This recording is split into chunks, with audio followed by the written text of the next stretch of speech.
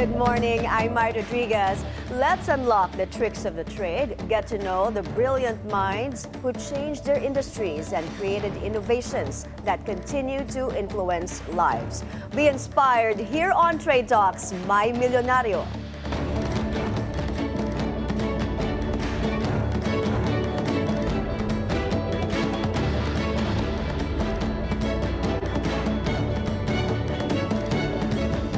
The possibilities when it comes to woodworking are endless because at its core, the business revolves around creating, crafting, and selling bespoke furniture.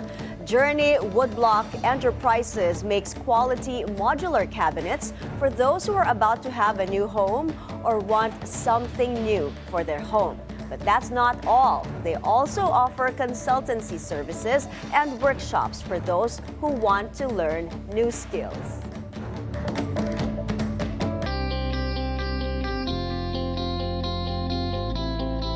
Today we will talk to Benjie and Nadia Inocencio, the power couple behind Journey Woodblock. Hello and welcome to Trade Talks. Hello. Thank you so much for having us. Glad to have you. Wow, a husband and wife tandem. Marami na kaming ganong mga nakikitang partnerships, ano? And who are really doing very well when it comes to putting up their business and making a successful business. I understand Journey Woodblocks has been around for more than a decade, right? Tell us how it all began. Should I? Yeah. Actually, Journey Woodblock started way more than 10 years. I started Journey Woodblock alone. I was only 15 years old during that time. When I met Nadia, I think that was around 2011 already. Ikaw, Benjie, may background ka sa carpentry? Oo. Paano nagsimula yun? I'm a fourth generation woodworker. So, I was 10 years old nung una akong pumasok sa shop na hindi alam ng father ko. Hindi alam, bakit naman? And then saan ba? Saan ba yung nag-start yung furniture business or woodworking business nung father mo or the grandfather? Kasi sabi mo fourth generation. Yes, but my grandfather, he was a businessman. And yung father ko naman, he is an naval architect. Pero hindi niya pinursu. He went on to become a woodworker. Then, nakita ko na okay eh. Pero hindi ko masyadong gusto nun. Pero I know how to do it. Kaya lang hindi ko siya masyadong gusto. So I was only 15 when I asked my mom na bigyan ako ng shop sa likod ng bahay namin. Ah, okay. Patago? Patago Hindi, ba yung unang pasok ko, ma'am, I was only 10 years old. I was grade 4 in elementary. Then merong isang malapit na shop doon sa school namin. I went there. Doon ka na rin natuto? Yes. Oo. Actually, ang mga nagturo sa akin are mga, you can say mga supremo na sila. They're retired nung pumasok ako doon. So I was 15. After 5 years, I decided to establish a shop of my own. Ang galing, ang bata mo pa noon. Tatamad lang akong bumiyahe, ma'am. Oo. Okay, so Nadia, I understand the business brought you two together. Yes. Actually, I came from the US that time, and then I wanted to do something new. And I was looking for a business to invest on. And apparently, Benjie is looking for a partner to manage his finances for him. So there was a meeting on minds, and then we started our business 2012. So that's where we started, and here we are now. Ikaw naman, accounting yung background mo. Yes. So totally not related to modular cabinet, not related to construction, but definitely it helped us during the business in terms of managing finances, cash flows, and all of those Siyempre, things. kailangan yan Yes, kasi it's exactly. money we're talking about. Exactly. Diba? Yes. So Benjie was really good in terms of the operations, making sure the product will come out nicely done, and then me, it's more of managing everything, the financial aspect. So there. About your customer base, sino sila ngayon? Mostly residential. Mostly residential end users. We have celebrity clients. We also have from the different villages. And then we have for the condos, because the spaces are getting smaller and smaller and you need cabinets to maximize your spaces. So that's where we get our clients. I don't have anything, any education when it comes to business. But I have been doing business so long. Ang isa sa mga naintindihan ko is, I should be creative. So, hindi ako masyadong marunong sa marketing. So, what I did was to make a move for people to understand that there is an existing company that's called Journey Woodblock. Yes. And matetest talaga yung creativity ninyo. Because, like you said, condo living now. Yes. Diba? Dapat yung mga furniture, dapat swak sa space, diba? Exactly. So, how did you learn that this was a need and this was a growing trend? Definitely, it's our clients. Kasi sila yung, they're the ones who ask for it. Exactly. So we can see that there's really a lot of inquiries in our social media pages and also from our friends and family on how to maximize their spaces. So it's really a trend, and it's a going trend that actually there's more supply needed, because there's really a lot of developments in our country. Benji, can you tell us about the challenges that you faced early on when you started this business together with There Nadia? was no Facebook, there was no Oh, social wala. media. So I have to deal with walking around in neighborhoods and talking to my classmates, to my neighbors, if they would like, if anybody would like to even have a picture frame, you know, a frame for their posters. Because during the 80s, during the 90s, posters were really a fad during those times. And back then, word of mouth lang and client recommendations, no? Yes. Referrals. Referrals from classmates in elementary, in high school. Actually, we had an experience when we started our business. We encountered big losses, and for a startup, that's very difficult. There's a part wherein mayabang pa si Benji sa skills niya. Ako naman, mayabang pa financially. So parang we had a client who expected this type of finish, then it suddenly went up astronomically. And then in terms of our suppliers, natakbuhan kami ng kahoy. Our employees, they were not doing the best that they could. So parang as a business owner, talagang we struggled financially and being able to complete the project. And then we're on the verge of closing. But because of Benji's resilience, he was able to finish the project. And then we started again from scratch. So parang we had our bitter pill. Parang you learned nabakunahan. from that. Yeah, we got, parang kunyari, first 6 months, nabakunahan na kami with a big loss. And then that actually helped us grow later on, because we became more cautious. We became more, parang we check everything. And then, from suppliers, clients, and employees. Malaki din ang risk, no? Yes, Like, ma'am. kung sinabi mo, tatakbuhan ka ng Yes. supplier mo. Oo. So, Actually, ma'am, you were asking me a while ago if if I could share some difficulties. Yes. The best thing that I could possibly remember was during the time that it happened. We lost with this client. Actually, we lost too much, and the best challenge was even Nadia went out of the business. yeah, I left him already. I know, Iniwan mo na siya. I was left Sa business alone. mo lang siya Sa business, iniwan. yeah, sa business. I was literally left alone. Okay. I did. I have, I think, around five boys working with me. And I don't have anything anymore. I couldn't raise for payroll. So I told them, we really have to separate ways during that You had time. to let go Yeah. of some people. No, not some, but all. Everyone. So I was left with lumber stock, unfinished wood, without the finishing materials actually. I'm left with the machines. So I finished all the remaining bunk beds, around 6 of them, alone. So how did you rise from that kind We of step. low? We step. Sabi mo nga, back to zero kayo. Yes, I always step. We take a step forward, 1 foot at a time. Always. If perhaps if I stayed, I wouldn't be here. I took a step. There's nothing more that I could do than to try to find a way to finish everything. So I even called the client and I asked them to to finance it for a while. Because Yes. we just received the 50% down on the start of the project. And then since I had money, let's spend more than that. So we finished the whole project cost.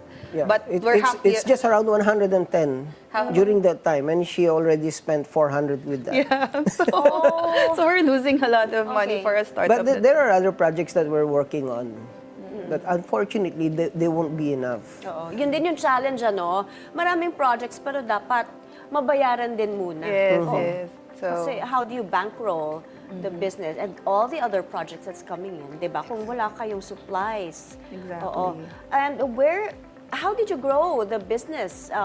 You started with back to zero nga. After that, learning moment, the bitter pill that you had to swallow. So ngayon, ilan na ang mga empleyado ninyo? How did you grow from there? Actually, ma'am, I believe sa map. Meron akong map. It wasn't the first time that I fell down. But hindi ibig sabihin na I became a failure already. It's not the falling down, it's the staying down. So, I took a step again. No? May map ako how I went up. So, alam ko yun. If I fall down, I know how to You know how to get Yeah. back up. Oo. Yun. So, ngayon, I think we have around 14 or 17 workers. So it's really, growing is taking one step forward. Then when you go to your everyday, you feel that you're not moving. But after a decade, you look back, malayo na pala kami. Yeah, So yeah. parang that's how we grew. And then at the same time, Benjie started offering modular cabinet making workshops.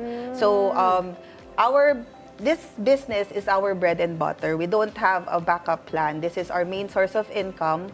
And then we give workshops to others, sharing what we know. And from there, the more that we give, the more that we receive. So we had a lot of clients. We had a lot of we were able to build a network and a community around this workshop. And you offer workshops, di ba? Yes. How has this helped the business and the company in general? I believe na by helping, it's not helping around to others only. It will also And help sharing you the back. knowledge also. Yeah, because I always tell everybody, a candle loses none of its light if it shares the fire to other candles. Right? Oo.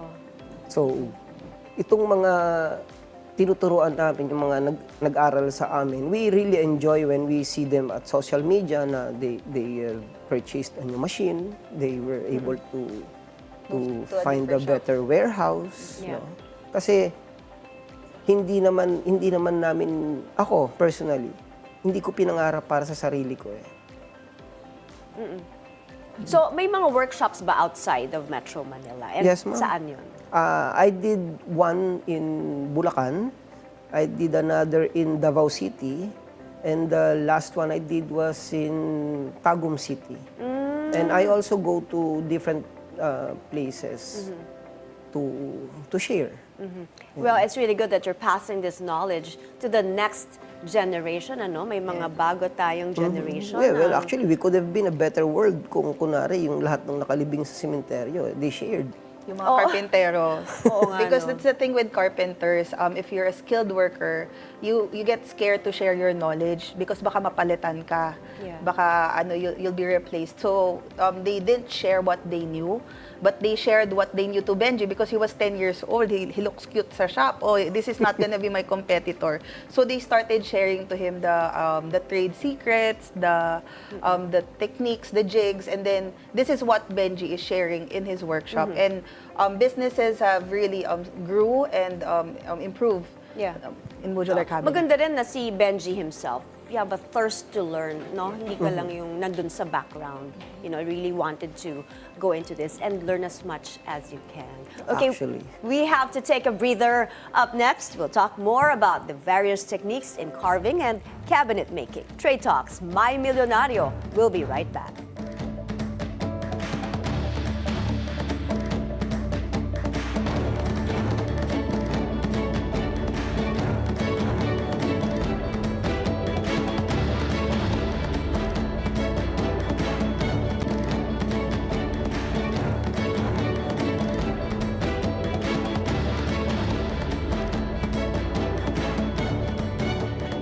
Welcome back to Trade Talks, Mai Milyonaryo. We continue our discussion with Benjie and Nadia Inocencio, the founders of Journey Woodblock.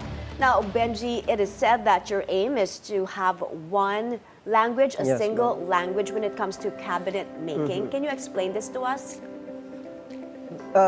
One of the main reasons why Filipinos doesn't know how to work together is because they would like something for their own. No? So, kung nagpagawa ka ng cabinet kay Mang Tonyo at namatay si Mang Tonyo, hindi natapos, pag tinawag mo si Mang Berto, sasabihin niya, hindi ko alam paano diskarte ng matandang yan eh. So, right now, I'm breaking that out. With this program na sinishare namin, yung seminar na ginagawa namin, we teach people na kung merong isang group dito, no, na gagawin niya yung mga cabinets, let's say, puro doors lang, kabilang company gagawin, puro drawers lang, they could meet. Kasi hindi yung hindi yung individuality yung essential for the business, kung hindi yung system, yung process. Tama naman. Yes. So we can be world class kung ang pangarap ko nga pagka may nagpagawa uli na building, no, sa let's say sa Qatar, sa Saudi, sa London, we could actually bid. The Filipino woodworkers can bid. So kung sasabihin na 10,000 cabinets to, are we in competition? No. If we go in sync, we'll be alliance. So I'm not creating a competition. I'm creating an allegiance. So kaya siya. You can meet the Yes. demand once you have that singular language. Okay, so right now, where do you source your raw materials, Nadia? And We source it locally. So we have local suppliers. So majority of our materials are plywood. So we support the local community. There's a lot the mechanism.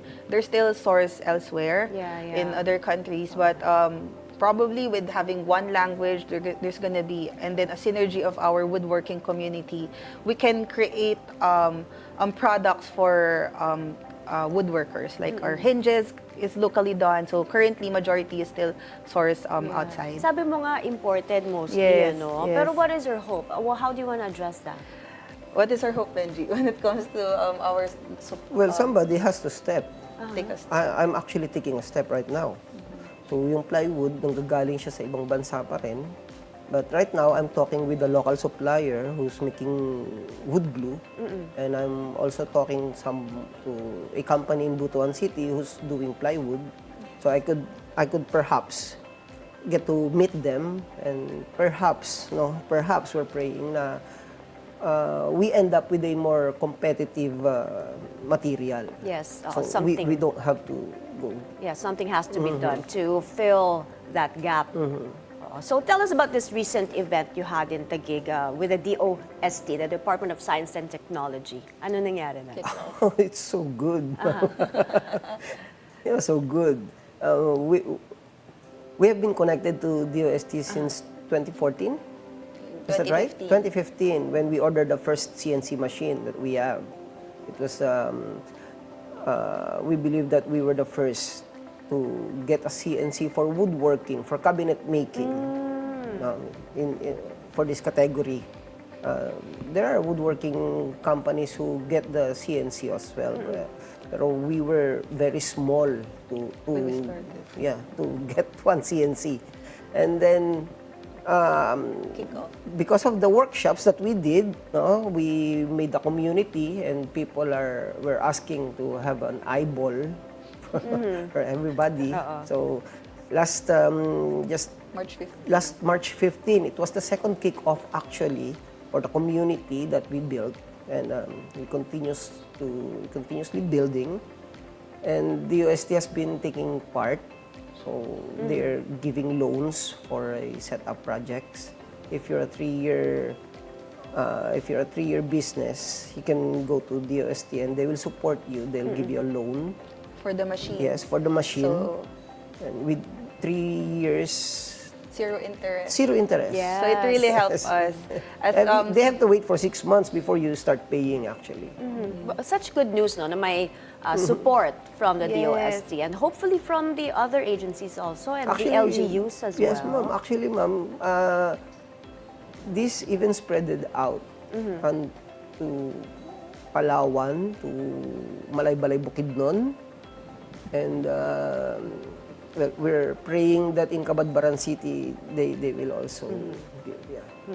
Good luck with that. Congratulations. Now, aside from your finished products, you also sell raw materials. Tell us more about this and paano nagsimula tong venture na to. So we're really focused in cabinet making, pero all aspects na in cabinet making. So we started our modular cabinet business.